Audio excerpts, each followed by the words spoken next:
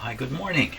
And it's not so good a morning here. In fact, we're just finishing off a night of rain and warm temperatures, like 5 degrees. And now the temperature is plummeting. It's just about 0 here now. And rain is going to turn into, well, who knows?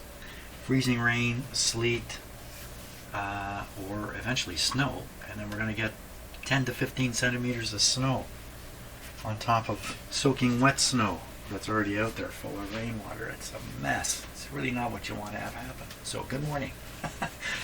Yeah, Canadian complaining about the weather. That's part of my job here in Canada.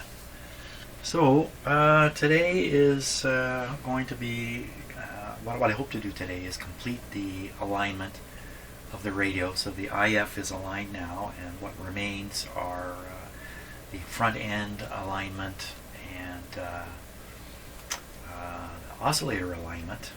The oscillator, adjusting the oscillator has an effect on the accuracy of the pointer, or the correctness, I should say, maybe of the pointer. And the issue with this radio still, in my mind, is do I have the pointer on the right spot on the string? So let's just take a look at the situation here. So this is a camera I have tipped on its side so we see an upright camera image. So it's a little hard to see in the camera now, but there's the, let's call this the alignment pointer, and then there's the dial pointer, which fits right in here and would be rising vertically where my tool is sitting right now. And the initial instruction is to align this with the start line. Even that is just a touch vague, but let's start with that. Where is the start line? Well, we see the word start here. And I have to guess. The start line is, I'm going to stop looking in the camera, is this line here. I mean, that makes perfect sense. So, but the question is, do you align this pointer or that pointer? And I stumbled on this last time around. It wasn't important to get it straight.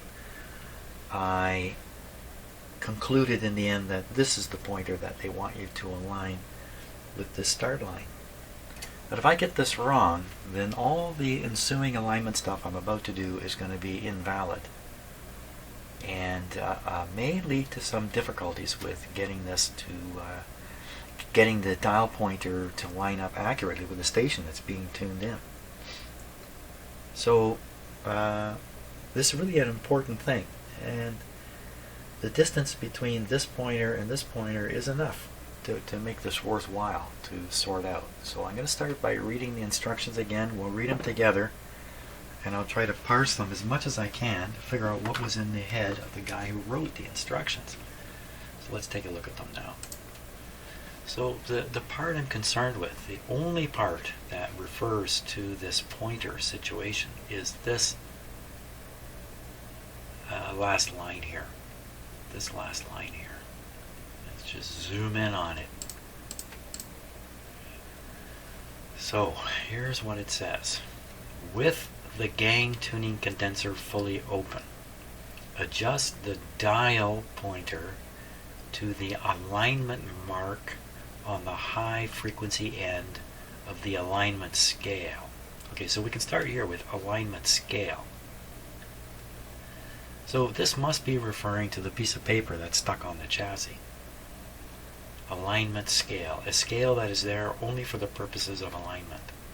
So I don't think there's any doubt that's what they're talking about. No doubt there. Fully open condenser, that's nothing more than just turning the tuning knob until the condenser is wide open, or the capacitor is wide open. Here's the problem. It says adjust the dial pointer to the alignment mark. It doesn't say adjust the alignment pointer. It says adjust the dial pointer. And I can't get past this. I cannot get past this. This is either just an accidental choice of words, and they meant to write alignment pointer. Do they ever even mention the alignment pointer anywhere in here? Frequency. So here they show the frequency is 1600. The radio conceivably is out of the cabinet. The only thing you can possibly do is work with the alignment scale. You think this has to be that pointer arrangement. I hate to use the word pointer. Let's say indicator. Oh, I don't know what to say. The alignment indicator. It has to be the case. I'm looking this over to see if I've overlooked any little statement here that might clarify things. I don't think they ever mention it again.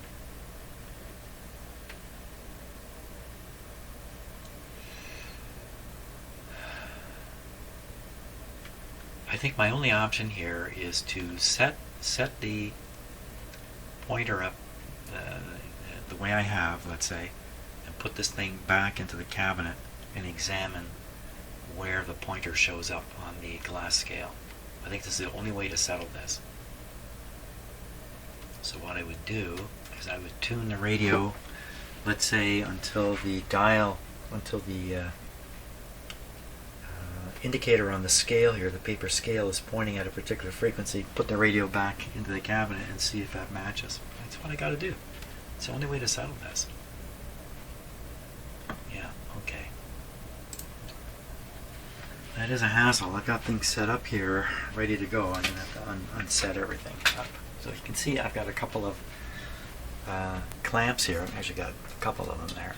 And what I've done is I just clamped them to the bottom of the chassis here to increase the stability of the chassis, because it's very unstable up on its side like that, and I'm very likely to knock it over. I did once yesterday, but with those things there, it's not going to knock over. But I got to remove all that, put this in. Is there anything I need to be concerned about here? The only piece of equipment I've got running is my signal generator. So let's pull this plug out of here too. To disconnect pretty much everything.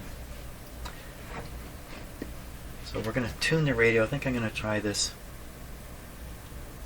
at the 1 million mark here. And what I'm going to put there, what am I going to put there?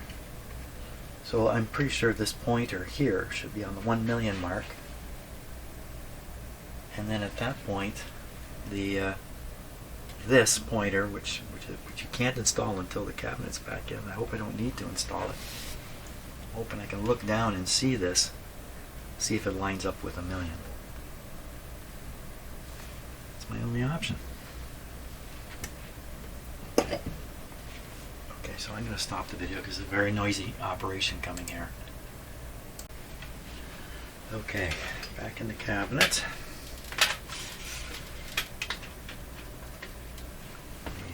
Scale pointer, that's what I should call it. The scale pointer is pointing at 1 million.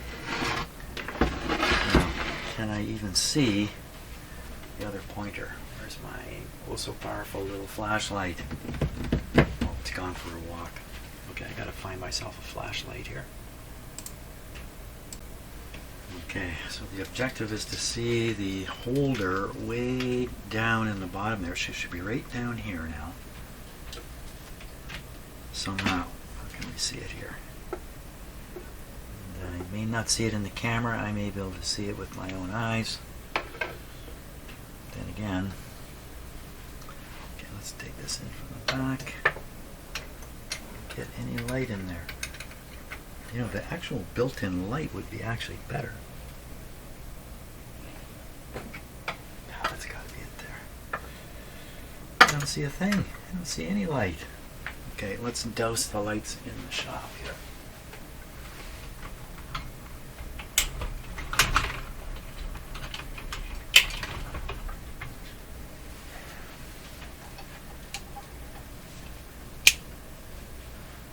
Holy smokes. Well, okay, I can see it now.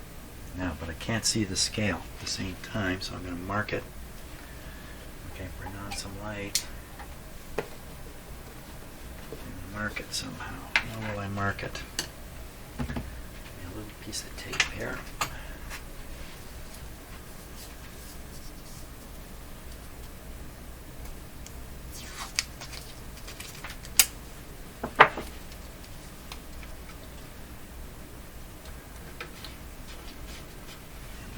marker. Hopefully this marker marks. Yep. Okay, back into the darkness. So I'm trying not to, I can hardly see what I'm doing here.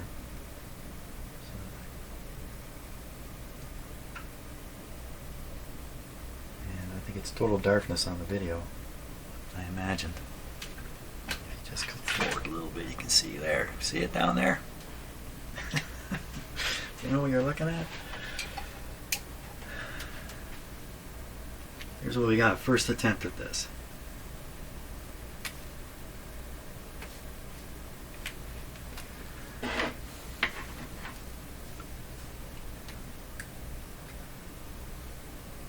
Well, we're off. So there's the million. And there's where the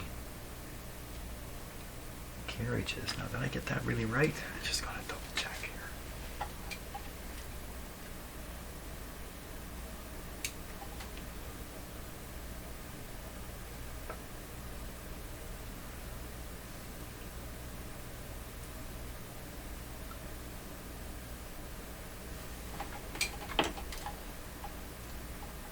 Yeah, this is definitely the spot.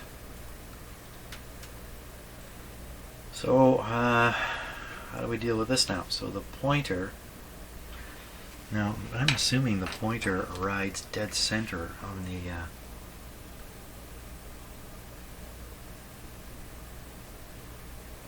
I'm pretty sure it does. So the little slot thing I'm looking at marks where this pointer is going to be.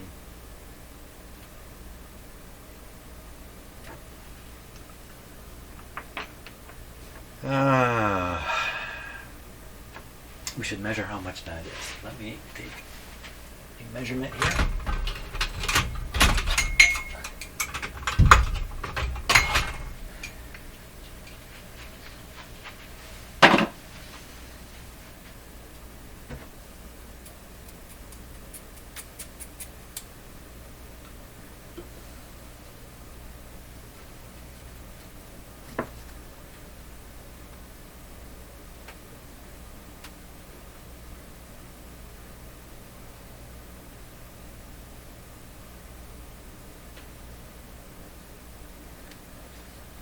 It's definitely the 1 million. The little mark there is a little bit bigger than here.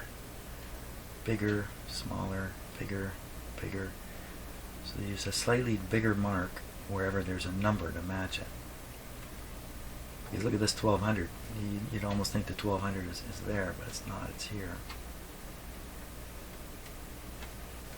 Okay, one more check. Yeah, for what I'm doing, that's the error. And that kind of error, if you look here, on the pointer, you'd try to tune in 600 and you'd be tuning in 630, 640. That's way off. That's way off. This is definitely worth doing.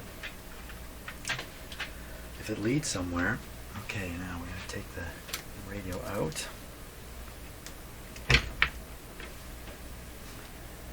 The radio is held in a very different way from most radios. Unless I've just forgotten or overlooked it, there's no screws coming up from the bottom. Let's take a look here.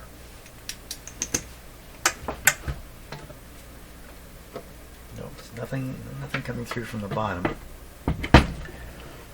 So we have two screws here, but they don't actually screw into the cabinet. They screw against the back of the cabinet.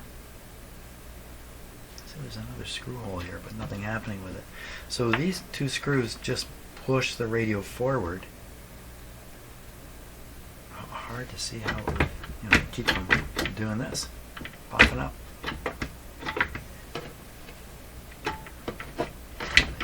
There's something a little more to it I haven't figured out yet. All seem like very minor things, and they are minor things until they are not. I'm going to put the cabinet over here for now.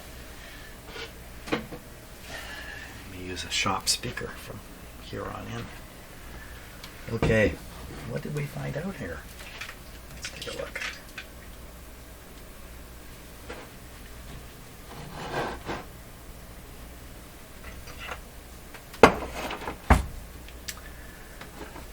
measurement. First of all, I'm not dead on a million.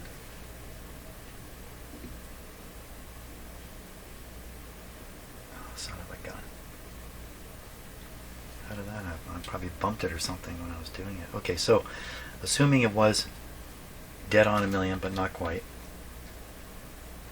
So this is the starting point. How's this helping me? Because at this starting point, the pointer would be short of its target by about this amount. Now does that happen to be the difference between here and here? It's really, really close. It is the difference.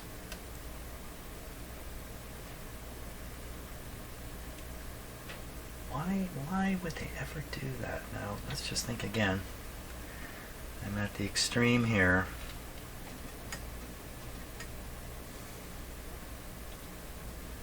So they're suggesting I should put the pointer on and line it up like this.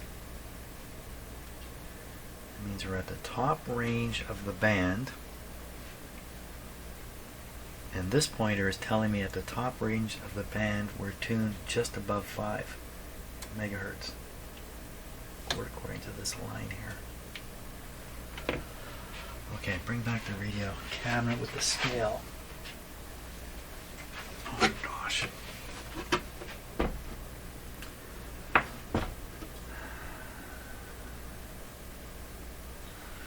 Okay, so 5 megahertz.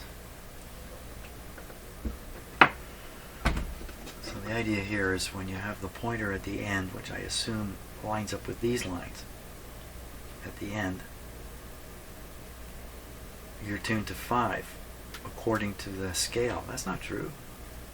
Here's 5, you're tuned over here. Oh my gosh, this I'm going down a rabbit hole on this for sure. Going down. Oh, what about putting it back together and sticking the pointer in? Does not seem like an easy thing to do at all. I think you have to have the radio tuned here in the cabinet. You gotta bring your hand in from behind like this with the pointer sideways. Watch out for that string. And then rotate it. Oh, this is way down here.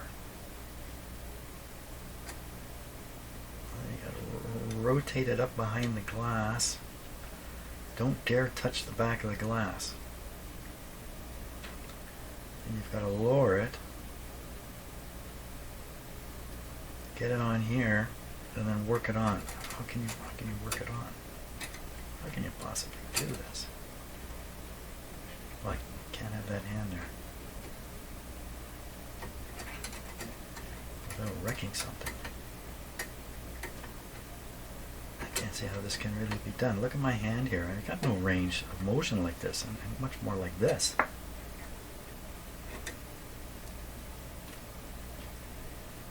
it on like this.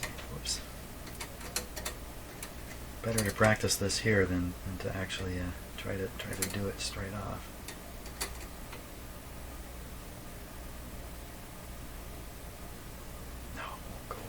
Pressure do you need? Oh my gosh, you need a lot to get it on there.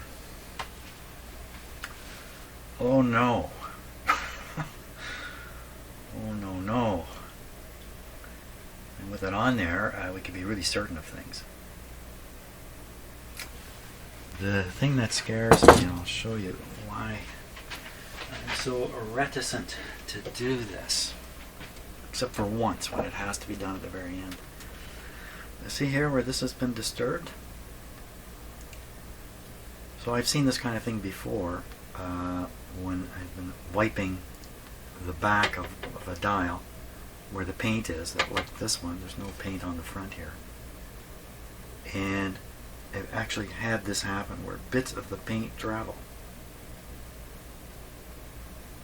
So that tells me anyway, this is really fragile on the back here. Could this have been done by the pointer? It could have been done by the pointer, by the whoever took it out last time. How they got it out, I don't know. Hopefully they read the instructions and did it properly. Oh my gosh. Such simple things. Probably the pointer rises up this high. Where is the pointer? The pointer is on right now. Yeah, you know what? This requires coffee break. Maybe there's something I'm not thinking of here. I mean, you even have to get this off. Like if you're going to take the radio out, you have to reach back, get this thing, and get it off. Oh, there we go. So, but I don't know if you can twist it like this. I don't know if the gap is big enough, or, and again, my fingers would be right behind the glass here. That's more likely to have disturbed the glass, not the pointer, but somebody's fingers disturbed the markings on the back of the glass. They can make a real mess really quick, and you can't unmake it. They must have been doing this in the factory.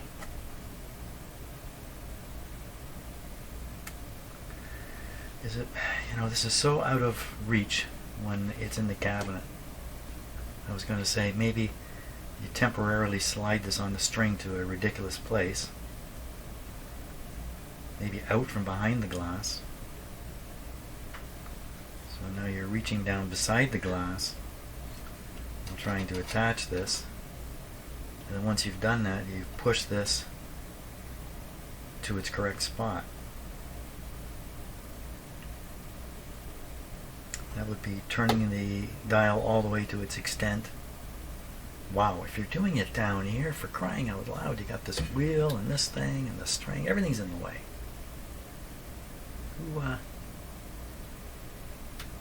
Who came up with this scheme? There's instructions on how to do this. I'm going to reread the instructions, and then I'm going to go drink some coffee and think about this before I make a big, ugly mistake. Now, reading the instructions, very good idea. Come down here, this to remove the chassis. 1, 2, 3, 4, D. 5 turned into D. Disconnect speaker leads.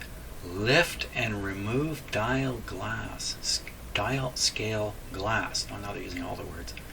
From the front of the cabinet. This is how you do it. You remove the glass. Hold the pointer slider from inside the cabinet if necessary. Okay, so remove the 4 chassis mounting screws from bottom of cabinet. What? Lift rear of chassis and slide out of cabinet. 4 mounting screws. Look for those too. Okay, so the dial glass comes off. Okay, thank God I read this. I didn't even have to drink coffee. Just read the instructions. Where are those holes? Let's see. I can look at the cabinet a little better this time. Oh yes, there they are, and I remember them now. Way out here. I remember those guys. Okay. That mystery solved. Now, the deal now is get the glass off. So let's look and see how the glass is held. So there's 2 screws pushing on clamps that are springing the glass. Now, do you think the glass just comes out and in? You leave those clamps as they are. You just lift out the glass. That's what it said. It didn't say remove or loosen the retaining screws. It said just lift out the glass. Just lift it out, Jim. Lift out the glass. Here we go. Oh my gosh, look at this.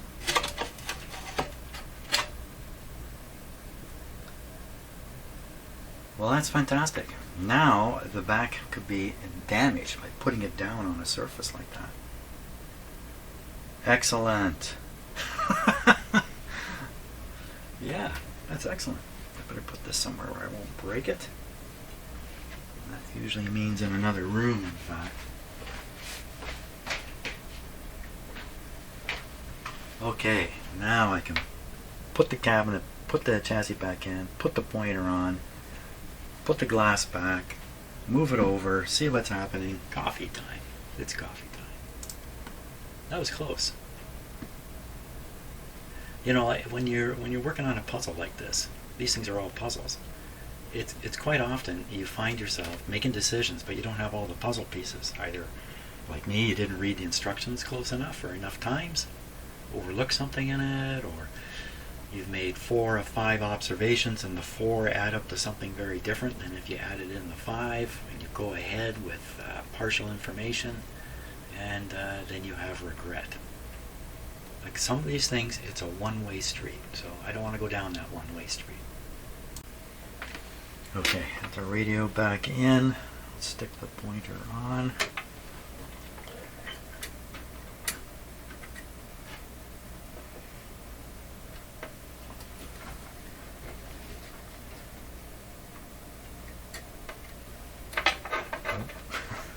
Thought I had it there.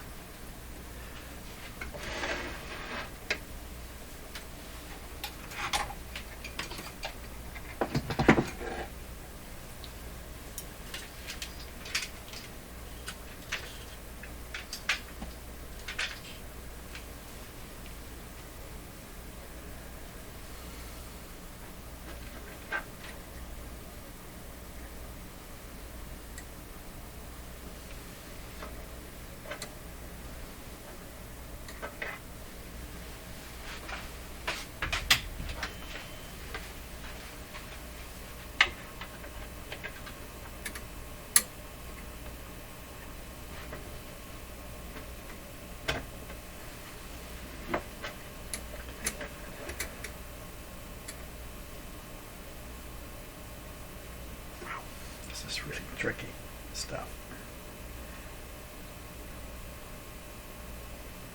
I didn't say tricky. I did say tricky. I think I just about got it there.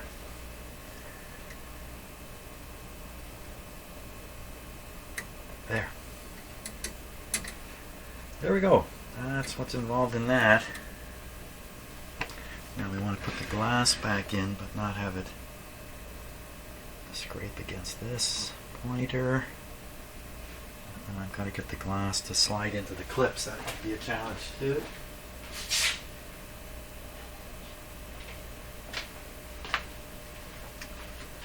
The glass here, let's just look at the back of it. Yeah, it could definitely use some kind of cleaning on the back, but wow. Pretty worried about that situation. Okay, worry about that later.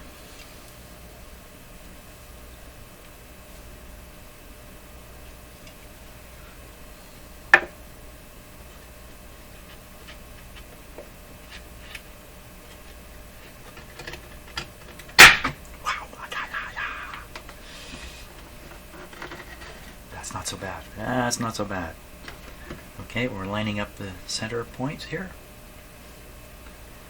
Now this pointer is definitely dragging right on the glass. Son of a gun. I really don't want to be moving it like that.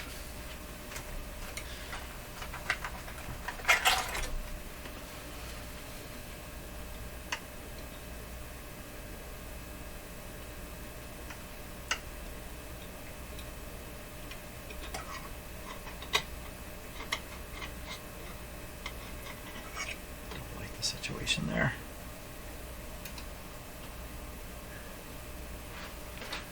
Trying to look to see if it really is dragging or not.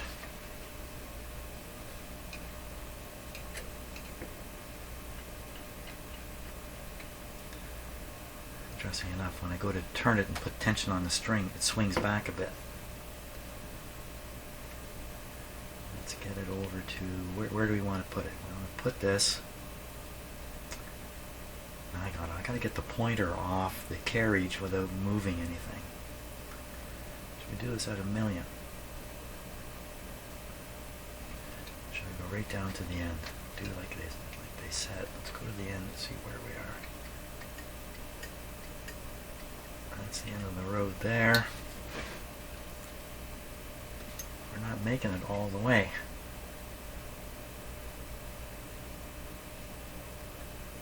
Is that really where it's supposed to go? you know what, the only way to be sure of this, I think, is to do this in the middle, or to do it at a known spot. So we're going to set the pointer right on the 1 million mark, and then get the chassis out and see what's up.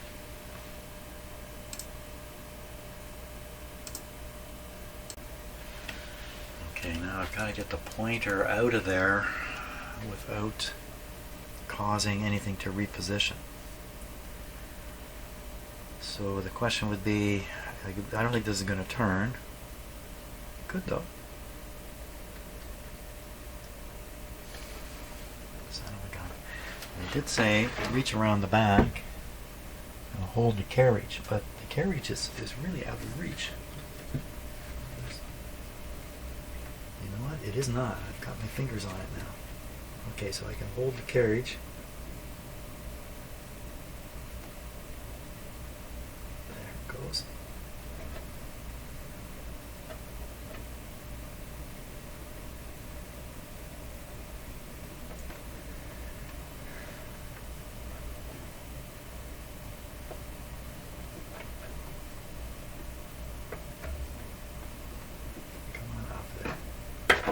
There it goes. You know, I did not move the carriage. Whoops, lost the pointer, but that's okay.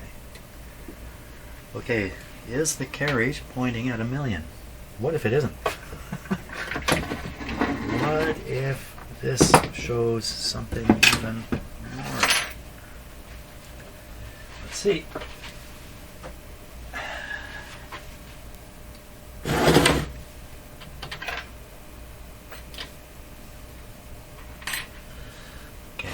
The carriage should be pointing at 1 million. 1 million is that line, long line there, and it's not. So I'm going to set it so it points at the 1 million mark now, and maybe we're done. I spent my whole day doing this, maybe. Okay, I'm going to grab the string right up close.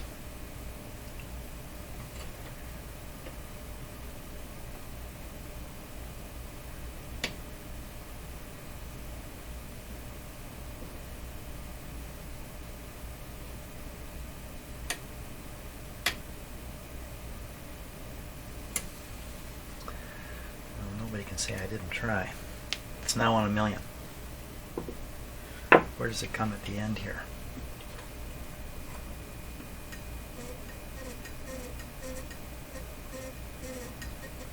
Doesn't make it to the start line or to any particular spot at the end here. And the pointer we're in, it'd be pointing here, just in the middle of this start area.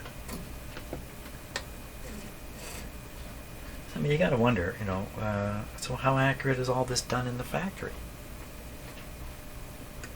So we're past the start point here.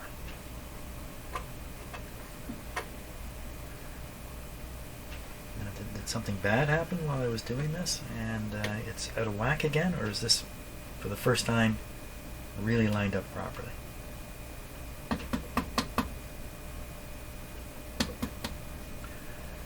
Well, you know, we don't know for sure that this scale dimension is correct. I mean, we don't know how accurate any of this stuff was done in the factory. We assume that a lot of precision went into doing this. That's why if they're going to build thousands of these radios, they might as well take a moment and get this sticker correct. How was the sticker put in? Okay, I'm going to accept this as the proper pointer position. And now when this points at 1 million, the radio's tuned to 1 million, and this pointer would be pointing at 1 million over here on the glass. I can go ahead and do all the alignment that I want to do.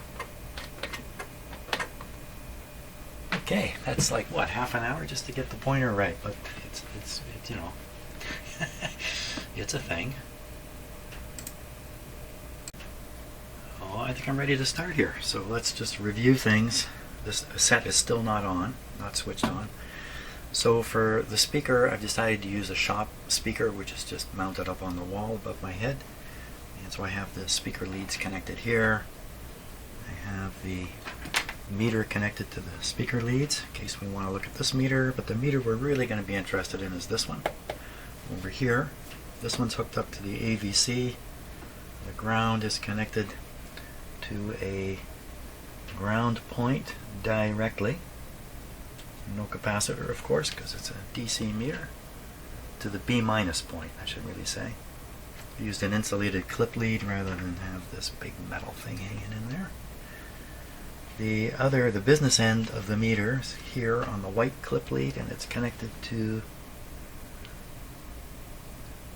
I'm pretty sure that's the right spot there, which is the rectified output of the IF string. So just after, or at the detector, basically. Found out that seemed to work good yesterday. So this is going to show the AVC voltage as we make adjustments. What are we adjusting? So we're adjusting the slugs inside all these coils.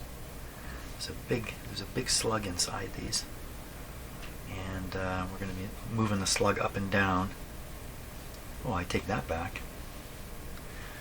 Eat my words here. We're not adjusting the slug in these coils. We're adjusting the capacitors. You see the strip of capacitors located here. This white thing right here. We're going to adjust those against these coils, which are fixed coils. And there's no slug in them at all. Okay. Got that straight? Yeah, I think I got that straight. This is the signal generator input, which is going to go to the antenna. The antenna terminal here, and I have a capacitor sticking out the back. The instructions call for a dummy antenna, which I don't like that term very much, of 100 picofarad capacitor, and that's what this is. So that's where the signal generator is going to go when it comes time to hook it up. The ground part of the signal generator, I'm following their instructions, is connected to the B minus through a capacitor, even though I have another piece of equipment connected there. Didn't seem to cause a problem last time around, so we're going to follow their instructions.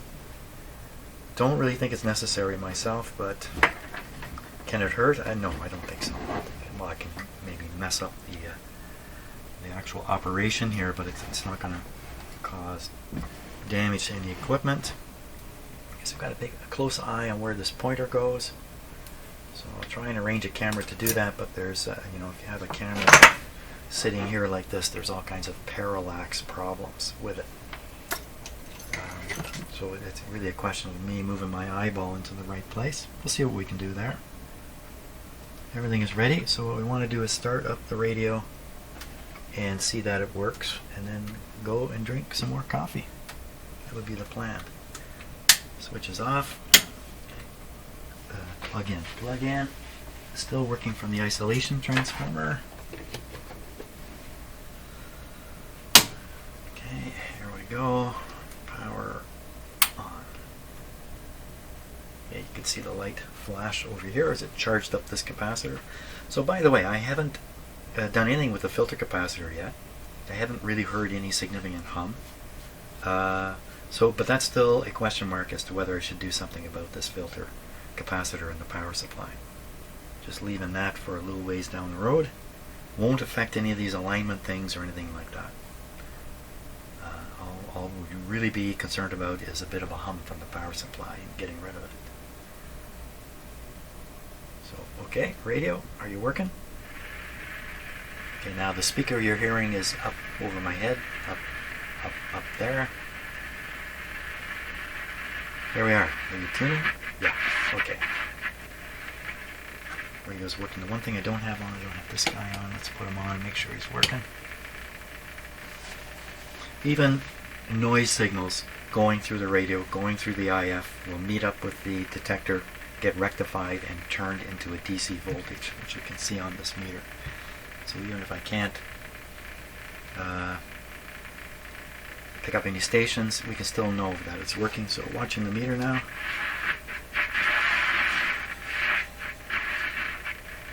Not much action on it.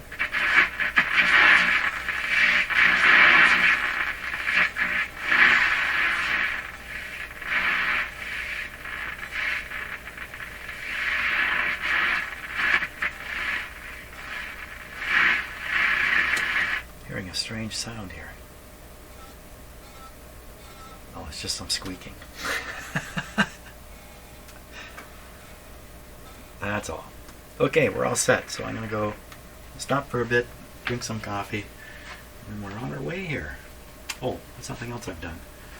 Just so I don't make a mistake, I've put the capacitor numbers across here so I don't get confused partway through. Get left and right mixed up, and there's a number down here too for number 12. That's another adjustment we're going to do. I think we're all set here, so yes, coffee time. I take a lot of coffee breaks. My boss doesn't know. Okay, quite a debate going on in the Canadian Parliament right now about the use of the Emergencies Act. Okay, and that's my comment on that. Now, the first step here, I just need to put the instructions on my own screen. First act of alignment here is done at 1600 kilohertz. So let me just change a little bit of lighting here. Maybe you can read the numbers. 1600 on here.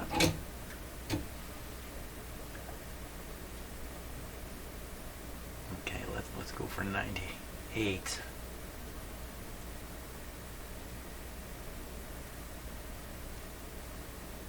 There we are. So that's actually 1600. We're very close to it. Now, we want the output a little lower to start with. We want to check the calibration here.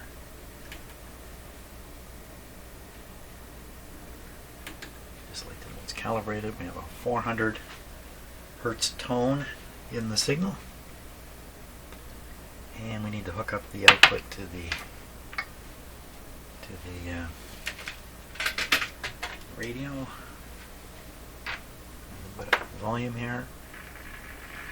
And we'll tune this now to where 1600 is supposed to be.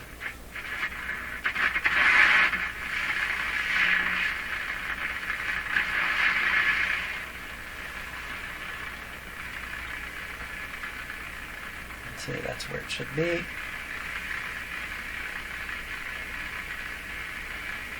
No, it's not where it should be. Well, wait a minute. There's no 1600 marked on here. 1500 is marked. What the heck? What the heck is going on? It says 1600. But there's no 1600 marked on there. He says, repeating himself. You mentioned 1600 in a couple of places. Oh my God. How can they do this to me? How can they do this? It's very personal now. I don't know, the guy who came up with these instructions, maybe he's laughing. Well, this will throw him off. No, he's probably not laughing. He's probably in the grave, in fact. So here we are. A little bit out of focus here. So there's a 16 there. The 16 goes with the 10, goes with the, sorry, I'm having trouble moving the camera, goes with the 6 megacycles. Well, we're in the kilocycle range down at the bottom. 600, 1000, and then we can't see it because the pointer's in the way. 1500. I am not seeing things. That would be 1500. What about 1600? Well, is there a chance this is actually 1600 and they wrote 15 by accident? I can't imagine that. Can't imagine that, because they'd be using this strip in the factory to do the alignment. If there was an error on it, that would be corrected pretty quick. Well, I think we got to do it at 15. I don't think it's a big deal, frankly. Just to be frank.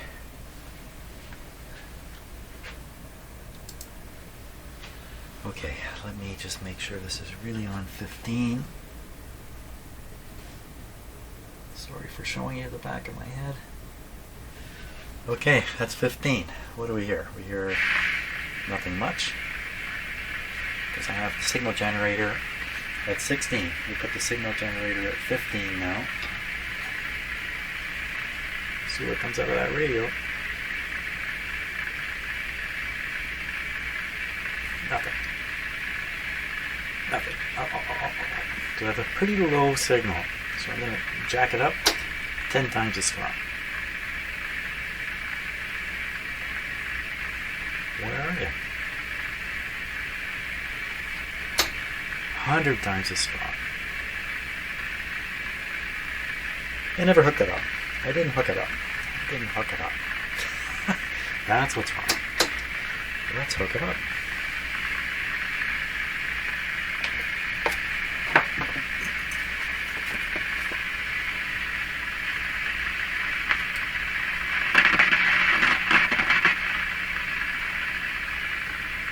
Okay, try this again.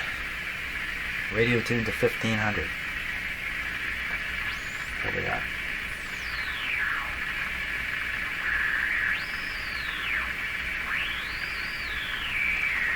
The funny sound is because there's a noise signal present in the radio, but I'm pretty sure the radio's actually tuned to 1533 instead of 1500.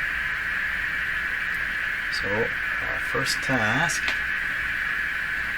instructions up again.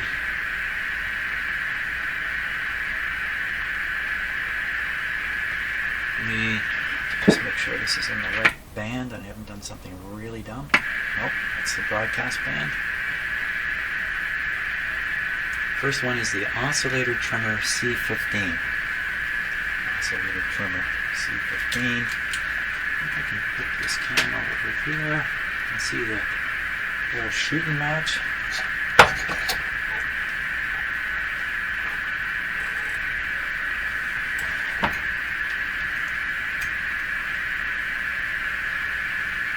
Go in there. 15. I want to do this with a large screwdriver. Super Bowl. Okay, that will go in. Oh yeah. Check first to see if using a metal screwdriver is a bad thing. Position of the screw. Okay, I didn't hear anything funny happen. Oh, you know what you cannot see? One of the most important things from this angle. We're going to go back over here. This is good. You can see the meter. You can see what I'm doing. Now the problem is I can't reach my signal generator here. Stepping in front of the camera. Lots of video logistics problems. Yeah, this is really not. This is really pretty awkward here.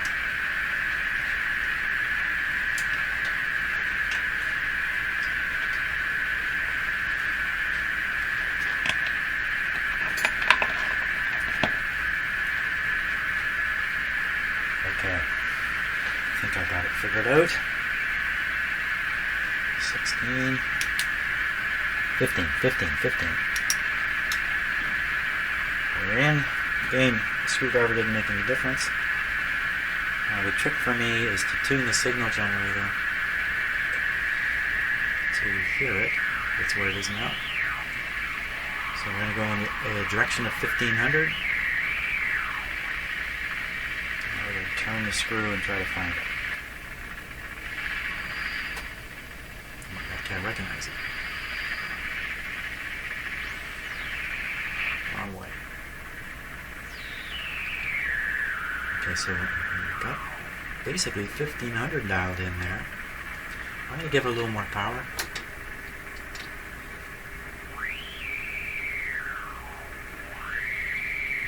I'm picking up so much noise interference. So that's now 1500 at the radio. I'm watching the AVC. I'm going to give it more juice over here. Turn it back a bit until we can just hear the noise. It's me adjusting the output of the signal generator. Okay, watching that meter. and listening. A little more volume.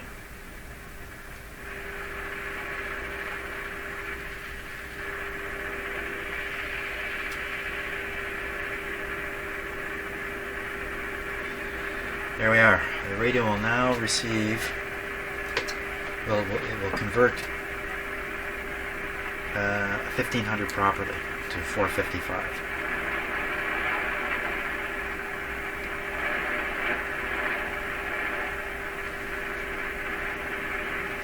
Okay. Little experiments there. The next one.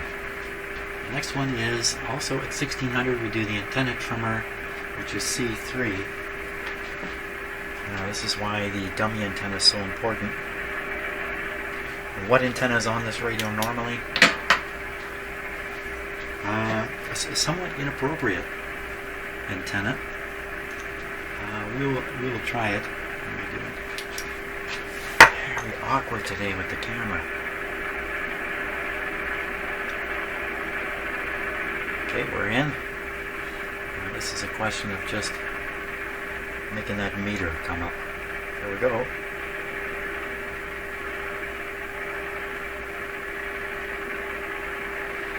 That'd be the spot, but that's based on the particular arrangement in here with the antenna.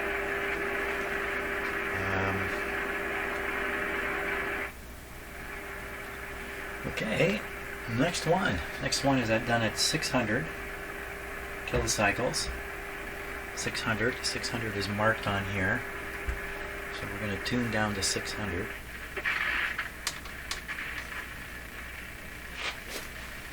Just get it lined right up. Okay, we're right on the money.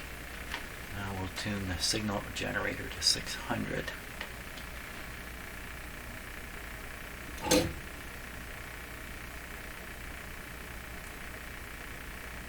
Just check calibration. Get roughly the same signal strength, roughly. Oh, made a mistake there.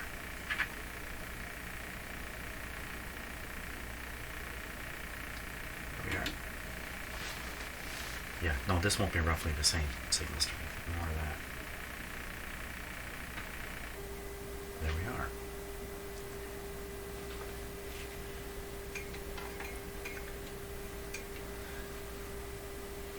To see the 600 here. Go down to 598. Just like that. That's 600. Now I'm going to tune or adjust. Let's get it right. Broadcast oscillator pattern C16. That's what they call it. Okay, look for the slot.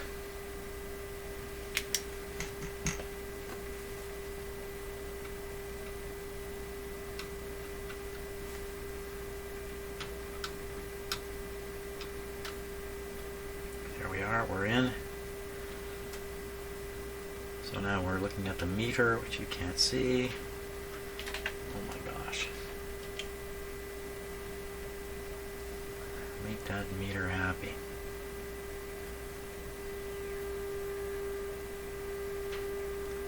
So what we're doing here is we're adjusting either end of the AM band to sort of stretch the radio's response over the band properly. We're doing it at 2 checkpoints at either end of the band, and the assumption is in the middle. It should be good. But when you adjust one end or the other end, it affects the far end a little bit.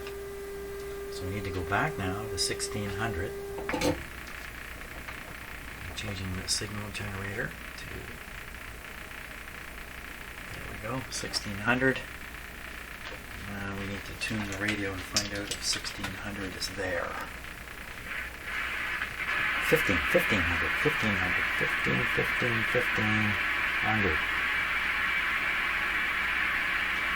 15.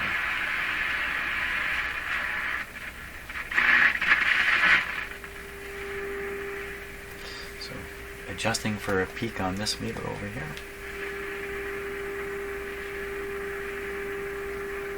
There it is. Now we take a closer look at how accurate it sideways. Maybe it's accurate. Take our sideways camera here. It appears to be dead on the line for 1500. So there's no need to readjust. We're done. We're done on this. It wasn't a large adjustment. That should make the, all this stuff should add up to a pointer that's very accurate on the broadcast band. And that's it. That's it for the AM broadcast band. Oh my gosh, that might be it for today, because I've been here much longer than expected again.